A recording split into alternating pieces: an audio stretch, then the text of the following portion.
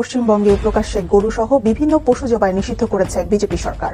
দরকার পড়লে এবার কোরবানি শুভেন্দু অধিকারীকে দিয়েই শুরু করো। দর্শক এখানে দেখতে পাচ্ছেন নরেন্দ্র মোদী বিপদে পড়ে গ্রেপ্তার হয়ে গরু কুরবানির বিষয়ে।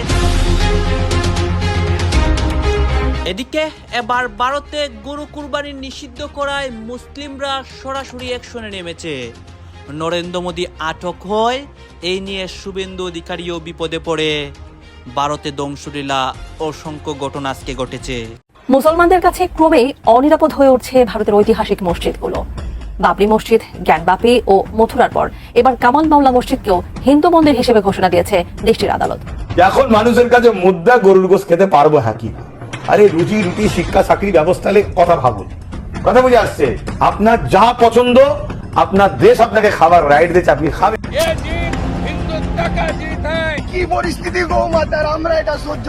এবার শুভেন্দু অধিকারীর নেতৃত্বাধীন বিজেপি সরকার এমন এক ভয়ঙ্কর এবং সুপরিকল্পিত ব্লুপ্রিন্ট বা নীল নকশা বাস্তবায়ন করতে চলেছে। পবিত্র ঈদুল আজহা বা কোরবানির ঈদ যখন একেবারে দোরগোড়ায়, ঠিক তখনই আইন আর ফিটনেস সার্টিফিকেটের দোহাই দিয়ে পশ্চিমবঙ্গে কার্যত পশু কোরবানি সম্পূর্ণ নিষিদ্ধ করে দেওয়া হয়েছে। আমরা যারা গোপালকগণ আছি, আমাদের গরুগুলো আমরা দুধের শেষে কুরবানি করার জন্য বিভিন্ন বিক্রেতাদের কাছে বিক্রয় করি, কিন্তু বর্তমান সরকার, নবনির্বাচিত সরকার আসার পরে যে নিয়ম বা যে আইন লাগু করেছেন, এইভাবেই এখন ভারতের প্রত্যেকটা জনগণ সরকারের বিরুদ্ধে অ্যাকশন নিচ্ছে গরু কুরবানির নিষেধাজ্ঞার বিষয়ে। সরাসরি নরেন্দ্র মোদীর বিরুদ্ধে অ্যাকশন নেয়, এমনকি নরেন্দ্র মোদী আটক হয়। দর্শক শ্রোতা, শুভেন্দু অধিকারী নির্বাচিত হওয়ার পরই সে গরু কুরবানি নিষিদ্ধ করেছিল। এখন ভারতের প্রত্যেকটা মুসলমানরা রাজপথে নামে এবং আরো অসংখ্য দেশ ভারতের উপর অ্যাকশন নিচ্ছে। এই অ্যাকশনের কারণেই নরেন্দ্র মোদী আজকে বিপদে পড়েছে। আপনারা এই সম্পূর্ণ ভিডিও দেখবেন গরু কুরবানির বিষয়ে যা যা ঘটে ভারতে এবং নরেন্দ্র মোদীর বর্তমান অবস্থা এবং শুভেন্দু অধিকারীও যে বিপদে পড়ে, সবকিছু দেখানোর চেষ্টা করবো এই একটি ভিডিওর মাধ্যমে। দরকার পড়লে এবার কোরবানি শুভেন্দু অধিকারীকে দিয়েই শুরু করো। কোন মুসলমানের ধর্ম নিয়ে অবমাননা করার ক্ষমতা ডোনাল্ড ট্রাম্পেরও নাই, সেখানে তো শুভেন্দু অধিকারী একটা সামান্য পুঁটি মাছ, ওর এত বড় কলিজা কিভাবে হয় যে এবার কোরবানির ঈদে পশ্চিমবঙ্গে কোনো পশু জবাই করতে দিবে না? আমি তার তীব্র নিন্দা জানাই এবং আমি পশ্চিমবঙ্গের মুসলমানদেরকে বলবো, দরকার পড়লে এবার কোরবানি শুভেন্দু অধিকারীকে দিয়েই শুরু করো। যদি তারা করতে না দেয়, দরকার পড়লে জনতা পার্টির কয়েকটারে জবাই দিয়ে দাও। কথা ক্লিয়ার? মুসলমান সেই বিলাই না, মুসলমান মুহাম্মাদুর রাসূলুল্লাহ সাল্লাল্লাহু আলাইহি সাল্লামের উম্মত। তারা দুনিয়ার কোন মিসাইলকে ভয় করে না। কি পরিস্থিতি গো মাতার, আমরা এটা সহ্য করব না। দর্শক, পশ্চিমবঙ্গের মসনদে ক্ষমতার পালা বদলের পর থেকে যেন এক হিমশীতল আতঙ্কের চাদরে ঢেকে গেছে পুরো রাজ্য। গেরুয়া শিবিরের এই নতুন জামানায় প্রতিদিন সূর্য ওঠে নতুন কোনো ফতোয়া আর নিষেধাজ্ঞার আতঙ্ক নিয়ে। কিন্তু এবার শুভেন্দু অধিকারী নেতৃত্বাধীন বিজেপি সরকার এমন এক ভয়ঙ্কর এবং সুপরিকল্পিত ব্লুপ্রিন্ট বা নীল নকশা বাস্তবায়ন করতে চলেছে, যা শুধু একটি নির্দিষ্ট সম্প্রদায়ের ধর্মীয় স্বাধীনতায় কেড়ে নিচ্ছে না, বরং পুরো রাজ্যের গ্রামীণ অর্থনীতিকে এক খাদের কিনারায় দাঁড় করিয়ে দিয়েছে। পবিত্র ঈদুল আজহা বা কুরবানির ঈদ যখন একেবারে দোরগোড়ায়, ঠিক তখনই আইন আর ফিটনেস সার্টিফিকেটের দোহাই দিয়ে পশ্চিমবঙ্গে কার্যত পশু কোরবানি সম্পূর্ণ নিষিদ্ধ করে দেওয়া হয়েছে। না চলে যা, যেদিক দিয়ে এসেছিস ওই রাস্তা দিয়ে পালিয়ে যা। দেশ নিউজ 24-এর আজকের এই এক্সক্লুসিভ এবং ইনভেস্টিগেটিভ প্রতিবেদনে আমরা উন্মোচন করব আইনের মোড়কে কিভাবে এমন এক অদ্ভুত, হাস্যকর অথচ ভয়ঙ্কর ফাঁদ পাতা হয়েছে, যা শুনলে যে কোনো সুস্থ মস্তিষ্কের মানুষ শিউরে উঠবেন। সম্প্রতি রাজ্য সরকারের জারি করা নির্দেশিকায় এবং পুরনো আইনের নতুন সংশোধনীতে অত্যন্ত স্পষ্টভাবে জানিয়ে দেওয়া হয়েছে যে কোরবানির জন্য কোনো সুস্থ, সবল এবং ত্রুটিমুক্ত গরু, ছাগল বা মহিষ জবাই করা যাবে না। প্রশাসন সাফ জানিয়ে দিয়েছে, পশু কোরবানি করতে হলে সেই পশুকে হতে হবে বৃদ্ধ, অসুস্থ, বিকলাঙ্গ অথবা প্রজননের অক্ষম, এবং এর জন্য সরকারি পশু চিকিৎসক এবং স্থানীয় প্রশাসনের কাছ থেকে ফিটনেস সার্টিফিকেট বা অনুমতি জোগাড় করতে হবে। বিশ্লেষকরা বলছেন, এই একটি মাত্র আইনি প্যাচেই লুকিয়ে আছে হিন্দুত্ববাদী রাজনীতির সবচেয়ে বড় এবং বিষাক্ত মাস্টার স্ট্রোক। ইসলামী শরীয়ত এবং কোরবানির বিধান সম্পর্কে যাদের সামান্যতম ধারণাও আছে তারা খুব ভালো করেই জানেন যে কোরবানির পশু হতে হয় সম্পূর্ণ নিখুঁত, সুস্থ এবং সবল। কোনো অন্ধ, খোড়া, রোগাক্রান্ত বা বিকলাঙ্গ পশু দিয়ে ইসলাম ধর্মে কোরবানি দেয়া সম্পূর্ণ অবৈধ।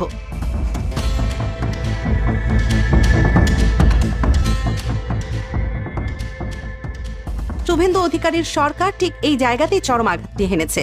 তারা সরাসরি কোরবানি নিষিদ্ধ শব্দটি উচ্চারণ না করে আইনের এমন এক গোলকধাঁধা তৈরি করেছে যাতে কোনো মুসলিম চাইলেও তার ধর্মীয় বিধান অনুযায়ী একটি সুস্থ পশু কোরবানি দিতে না পারেন। আর যদি কেউ নিজের ধর্মীয় বিশ্বাস অনুযায়ী এই স্বৈরতান্ত্রিক নিয়ম ভাঙার সাহস দেখান তবে তার জন্য অপেক্ষা করছে চরম পরিণতি। সরকার ঘোষণা করেছে এই নিয়ম অমান্য করলে সোজা 6 মাসের কারাদণ্ড এবং একটি মোটা অঙ্কের জরিমানা গুনতে হবে। শুধু তাই নয়, এই আইনের অজুহাতে এবার সাধারণ মানুষের বাড়িতে বাড়িতে পুলিশি হানা দেওয়ার এক ভয়ঙ্কর ব্লু প্রিন্টও তৈরি করা হয়েছে। অর্থাৎ ঈদের দিনগুলোতে উৎসবের আনন্দের বদলে প্রতিটি মুসলিম মহল্লায় পুলিশের সাইরেন, বুলেটের শব্দ আর ওয়ারেন্ট ছাড়া গ্রেফতারের দম বন্ধ করা থ্রিলার মঞ্চস্থ হতে যাচ্ছে। কোনো রকম গোহত্যা করা যাবে না, আজকে এরকম হুঁশিয়ারি দিচ্ছি। আগামী শুভেন্দু সরকারের এই চরম অমানবিক ও উদ্দেশ্য প্রণোদিত সিদ্ধান্তের পর পুরো পশ্চিমবঙ্গ জুড়ে তীব্র সমালোচনার ঝড় উঠেছে। ক্ষোভে ফেটে পড়েছেন রাজ্যের সংখ্যালঘু মুসলিমরা। রাজ্যের বেশ কয়েকজন প্রভাবশালী মুসলিম জনপ্রতিনিধি যেমন সংসদ হুমায়ুন কবির এবং বিধায়ক নওশাদ সিদ্দিকী এই ঘৃণ্য নির্দেশিকার তীব্র প্রতিবাদ জানিয়েছেন। তারা বিধানসভা থেকে শুরু করে রাজপথ পর্যন্ত এই আইনের বিরুদ্ধে গলা ফাটিয়েছেন, কিন্তু তাতে নবান্নের শীর্ষ মহলের টনক বিন্দু মাত্র নড়েনি। তারা একগুঁয়েভাবে তাদের সিদ্ধান্তে অটল। কিন্তু রাজনীতির এই দাবার বোর্ডে গল্পের সবচেয়ে বড় এবং রোমহর্ষক টুইস্টটি লুকিয়ে আছে ঠিক অন্য জায়গায়। নরেন্দ্র মোদীর আশীর্বাদী পুষ্ট শুভেন্দু অধিকারীর দল বিজেপি ভেবেছিল মুসলিমদের কোরবানি বন্ধ করে দিয়ে তারা হয়তো হিন্দুত্ববাদী ভোট ব্যাংককে চিরতরে সন্তুষ্ট করে ফেলবে। কিন্তু ধর্মের নেশায় বুঁদ হয়ে থাকা এই নীতি নির্ধারকরা ভুলে গিয়েছিলেন অর্থনীতির সেই অমোঘ এবং নির্মম সমীকরণটি। আজ শুধু মুসলিমরাই নন, শুভেন্দুর এই হঠকারী সিদ্ধান্তের বিরুদ্ধে চরম ক্ষোভে ফুঁসছেন খোদ হিন্দু সম্প্রদায়ের মানুষজন। হ্যাঁ দর্শক, শুনতে অবিশ্বাস্য মনে হলো এটাই এখন পশ্চিমবঙ্গের সবচেয়ে বড় বাস্তবতা। কোরবানির সুস্থ পশু জবাই নিষিদ্ধ করার এই সিদ্ধান্তের ফলে সবচেয়ে বড় আর্থিক বিপর্যয়ের মুখে পড়েছেন রাজ্যের লাখ লাখ হিন্দু ব্যবসায়ী, খামারি এবং কৃষক। গ্রামীণ বাংলার অর্থনীতির চাকা ঘুরে এই গবাদি পশু পালনের উপর নির্ভর করে। সারা বছর ধরে একজন দরিদ্র কৃষক বা খামারি তার গরু, ছাগল বা মহিষটিকে নিজেদের সন্তানের মতো লালন পালন করেন কেবল একটি মাত্র আশায় ঈদুল আজহার সময় কোরবানির হাটে বিক্রি করে কিছু লাভের মুখ দেখবেন। এই কোরবানির মৌসুমটি হলো পুরো বছরের গবাদি পশু বিক্রির সবচেয়ে বড় এবং প্রধান বাজার। কিন্তু নতুন আইনের জাঁতাকলে পড়ে আজ সেই বাজার সম্পূর্ণ ধ্বংসের মুখে। সুস্থ পশু কোরবানি করা যাবে না। সরকারের এই ঘোষণার পর কোরবানির হাটে পশু কেনা বেচা আক্ষরিক অর্থেই শূন্যের কোঠায় নেমে এসেছে। লাখ লাখ হিন্দু কৃষক আজ দিশেহারা। তারা বুঝতে পারছেন না সারা বছর ধরে যে লাখ লাখ টাকা তারা গবাদি পশুর পেছনে বিনিয়োগ করেছেন, ব্যাংক বা মহাজনের কাছ থেকে যে চড়া সুদের ঋণ নিয়েছেন তা এখন কিভাবে শোধ করবেন? বিক্রি না হলে এই পশুগুলোকে তারা খাওয়াবেনই বাকি। এই চরম অর্থনৈতিক বিপর্যয়ের সামনে দাঁড়িয়ে হিন্দু খামারিরা আজ খোলাখুলিভাবেই বলছেন যে শুভেন্দু অধিকারী এবং মোদী সরকারের এই চরম অবাস্তব সিদ্ধান্ত তাদের পথে বসিয়ে দিয়েছে। ভোটের রাজনীতি করতে গিয়ে সরকার আজ তাদের রুটি রুজির উপর সরাসরি কুঠারাঘাত করছে। পরিস্থিতি এতটাই নিয়ন্ত্রণের বাইরে চলে যাচ্ছে যে খামারিদের বিভিন্ন সংগঠন এবং হিন্দু ব্যবসায়ীরা এবার সরাসরি শুভেন্দু সরকারের বিরুদ্ধে রাস্তায় নেমে বিশাল প্রতিবাদ এবং ঘেরাও কর্মসূচি ঘোষণা দিতে যাচ্ছে। কাজ নেই তো খই ভাজ।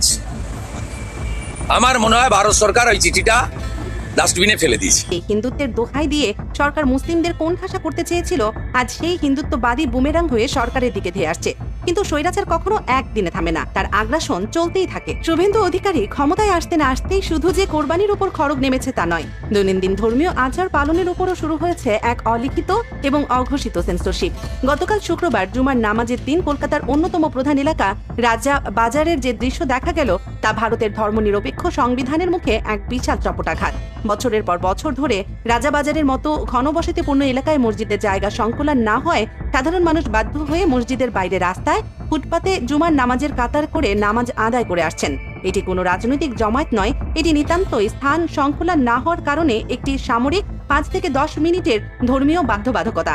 নমস্কার, আমরা মগরাট পশ্চিম বিধানসভার ক্ষুদ্র গোপালকগণ আমরা মগরাট সমষ্টি উন্নয়ন আধিকারিকের সামনে সবাই একত্রিত হয়েছি একটাই কারণে, এই যে আমাদের আগামী 27 তারিখ যে কুরবানির ঈদ আমাদের সামনে, সেই ঈদকে উপলক্ষ করে আমরা যারা গোপালকগণ আছি আমাদের গরুগুলো আমরা দুধের শেষে কুরবানি করার জন্য বিভিন্ন বিক্রেতাদের কাছে বিক্রয় করি। কিন্তু বর্তমান সরকার, নবনির্বাচিত সরকার আসার পরে যে নিয়ম বা যে আইন লাগু করেছেন তাতে করে আমরা দেখতে পাচ্ছি যে আমাদের বিক্রিকৃত মাল আর তারা নিয়ে যেতে ইচ্ছুক নয়। একটাই কারণ, তারা বলছেন যে আমরা যদি গরু কুরবানি না করতে পারি তাহলে আমরা গরুটা নিয়ে গিয়ে আপনাদের থেকে কি করব? এমতো অবস্থায় আমরা প্রশাসন এবং সমস্ত মিডিয়ার মাধ্যমে আমাদের নবনির্বাচিত রাজ্য সরকারকে আমরা একটা বার্তা দিতে চাই, এই বিজনেস বা এই ব্যবসার সঙ্গে শুধুমাত্র আমরা জড়িত নয়, কয়েক কোটি মানুষ এই বিজনেসের সঙ্গে জড়িত। অবিলম্বে আপনারা আমাদের এই বিষয়টা, যাতে আমরা আগামী দিনে বিজনেস করতে পারলাম কি পারলাম না, এটা আমাদের কাছে বড় প্রশ্ন নয়। আমাদের কাছে একটাই প্রশ্ন, আগামী 27 তারিখ যে কুরবানির ঈদটা রয়েছে সেই ঈদটা যাতে আমরা আমাদের গরুগুলোকে কুরবানি দিতে পারি এবং আমাদের মালগুলো যাতে তারা নিয়ে যেতে পারেন, সে বিষয়ে আমরা এই রাজ্য সরকারের কাছে আমাদের করজোরে আবেদন, আপনারা বিষয়টা হৃদয় দিয়ে একটু উপলব্ধি করবেন এবং আমাদের বিষয়টা একটু ভাববেন যে শুধু আমরা নয়, আমাদের সঙ্গে মিষ্টি ব্যবসায়ী যারা, আমরা যদি কারবার আজকের উঠে যায়, মিষ্টি ব্যবসায়ীরা তারা দুধ পাবে না, এবং যে লিকুইড দুধ মার্কেটে পাওয়া যায় আমুল থেকে শুরু করে যে সমস্ত দুধ, তারাও আগামী দিনে গ্রাম বাংলায় দুধ সাপ্লাই করতে পারবে না, বাড়ির বাচ্চারা দুধ খেতে পারবে না। তাই আমাদের করজোরে এই রাজ্য সরকারের কাছে নিবেদন, এই বিষয়টা খুব হৃদয় দিয়ে একটু উপলব্ধি করে। পশ্চিমবঙ্গের আকাশে এক অদ্ভুত এবং দম বন্ধ করা রাজনৈতিক স্নায়ুযুদ্ধের মেঘ ঘনীভূত হচ্ছে।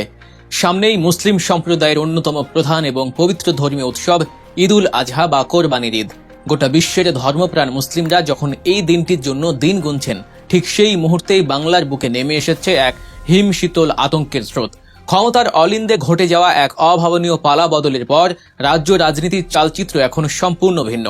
এটি কেবল আর একটি সাধারণ সরকার পরিবর্তন নয়, বরং একে এক সুদূর প্রসারী হিন্দুত্ববাদী নীল নকশার বাস্তবায়ন হিসেবেই দেখছেন রাজনৈতিক বিশ্লেষকরা। আর সেই নকশার প্রথম এবং সবচেয়ে মারাত্মক অধ্যায়টি লেখা হতে শুরু করেছে নবান্নের মসনদে নতুন নেতৃত্বে বসার ঠিক পরপরই। শপথের কালই শুকানোর আগেই রাজ্যের বর্তমান কর্ণধার এবং তার কট্টরপন্থী প্রশাসন এমন এক তীর ছুঁড়েছেন যা সরাসরি আঘাত হানতে চলেছে রাজ্যের সংখ্যালঘু মুসলিম সম্প্রদায়ের ধর্মীয় স্বাধীনতার কেন্দ্রবিন্দুতে। গত 13 মে সরকারের স্বরাষ্ট্র ও পার্বত্য বিষয়ক দফতরের পক্ষ থেকে এমন একটি নির্দেশিকা এবং বিজ্ঞপ্তি জারি করা হয়েছে যা আক্ষরিক অর্থেই রাজ্যে এক অভূতপূর্ব আতঙ্কের পরিবেশ তৈরি করেছে। আপাত দৃষ্টিতে এই নির্দেশিকাকে আদালত এবং পুরনো আইনের মোড়কে সাজানো হলেও এর ভেতরে লুকিয়ে থাকা রাজনৈতিক এবং আইনি গোলকধাঁধা যে কতটা ভয়ঙ্কর তা বিশ্লেষণ করলেই শিউরে উঠতে হয়।